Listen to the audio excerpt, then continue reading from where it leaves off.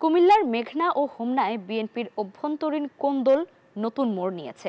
দলে এক কেন্দ্রীয় নেতার বিরুদ্ধে উঠেছে আওয়ামী লীগের সঙ্গে আঁতাত, ত্যাগীদের বাদ দিয়ে বিতর্কিত কমিটি গঠন এবং দুর্নীতির অভিযোগ।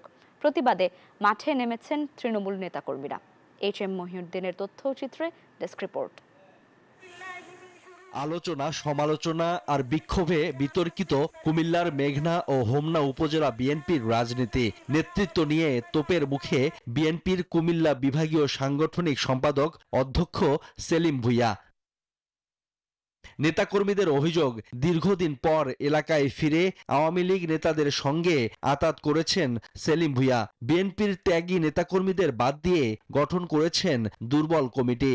উল্টো নেতাকর্মীদের মিথ্যা মামলা দিয়ে ব্যবস্থা করেন জেলে পাঠানোর। আমাকে সে অপহরণ করে 3 মাস গুম করে রাখছিল, কোথাও যেতে দেয় নাই, যে আমি যেমন কথা না বলতে পারি।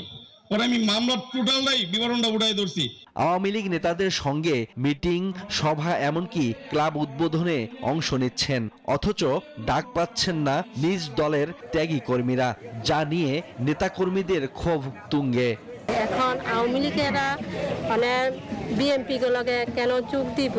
আমরা বড়কান্দা ইউনিয়ন, আমরা মেঘনাবাসী, আমরা এই সেলিম ভূঁইয়া কুমিল্লা উত্তরের সাংগঠনিক সম্পাদক পদত্যাগ দাবি করছি।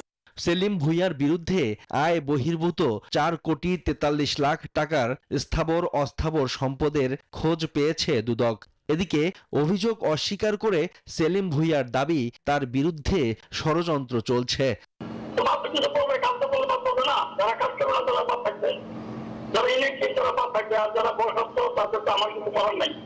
আন্দোলন সংগ্রাম করতে তারা থাকবে, আর যারা পলায় আসলে একটা করতে পারে, এটা মানে এইটা। দলীয় আদর্শের বিরোধী আচরণ ও দুর্নীতির অভিযোগে সেলিম ভূঁইয়াকে অবাঞ্ছিত ঘোষণা করেছেন স্থানীয় বিএনপির বিভিন্ন ইউনিটের নেতারা। দল ও নেতৃত্ব রক্ষায় সেলিম ভূঁইয়ার বিষয়ে দ্রুত ব্যবস্থা নেয়ার দাবি তাদের। সোয়েব শামীম, ডেস্ক রিপোর্ট, নিউজ 24।